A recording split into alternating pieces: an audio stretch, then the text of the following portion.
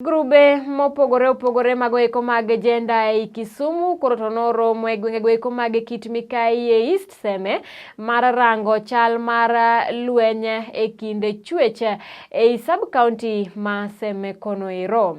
Grubo eko ma bende nokelo kanyakla FIDA Kenya, jokanyo mag apis ODPP pamoja CBO e kinde mamoko bende ojiwo duonde mamoko moriwo kanyakla piny owacho mondo one ni giketo okenge makare ne kedo kod lweny kit Chuech. Kalere nitiere ni gwenge eko mag Seme nitiere kod medruok mamalo mag cases mago eko mag nyithindo manyiri matindo mabende gamo iye kapod ginie skunde. Wach mabende omiyo grube eko mag agenda koro to kwayo mondo kaw okang' mapiyo mar konyo neno ni cases makamago eko odok chien e gwenge eko mag Seme. So my name is Janet Anyango. I'm an advocate. I work with the Federation of Women Lawyers, FIDA Kenya. So today we are at Seme sub-county, and we are also part of the various sub-county gender sector working groups.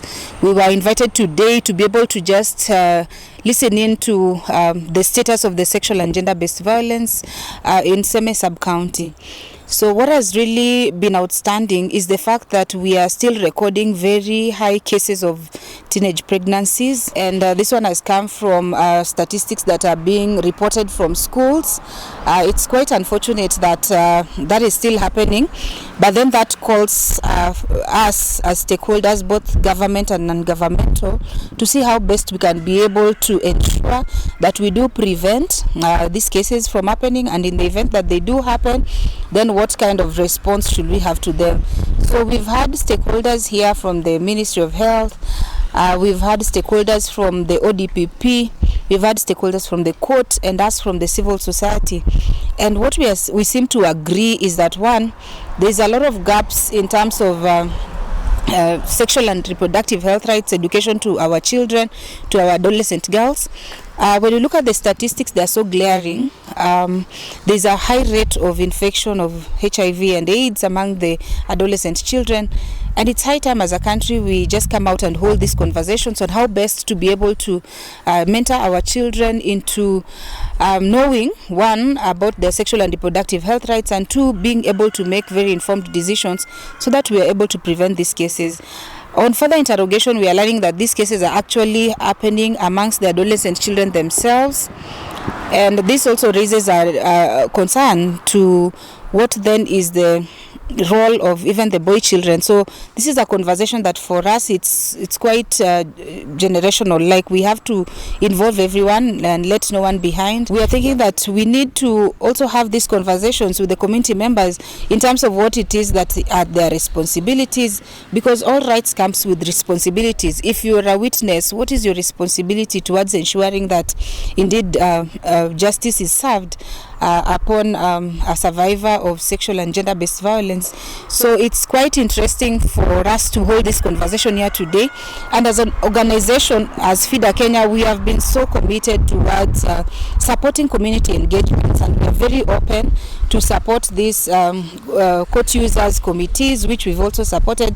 And we are quite excited to be able to even introduce court users community forums in Seme sub-county. That is something that we are actively going to follow up, so that the various actors in the justice sector can come and just demystify their roles to the community members, and also just to be able to make them aware about the referral paths and where they are able to get justice in the event that these cases happen. Yeah, so we are very much committed as part of this gender sector working group in Kisumu to be able to support this campaign towards ending sexual and gender-based violence in Kisumu County, minimizing the cases and the instances. We've also had reports here about women who are undergoing intimate partner violence, undergoing various kind of violence, and the rape cases are also still on the rise. We are also learning that there are facilities, I will call them maybe these hotels that are admitting minors, and rape defilement instances are happening there.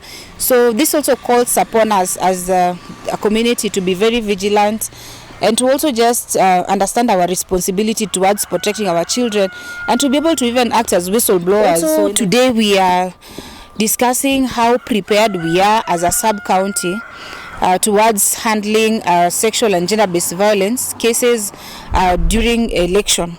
So as we all know, election is not an event, it's a process, and we've been through this process of election right from the nomination. Now there's the campaign period, there's going to be the election and the post-election period.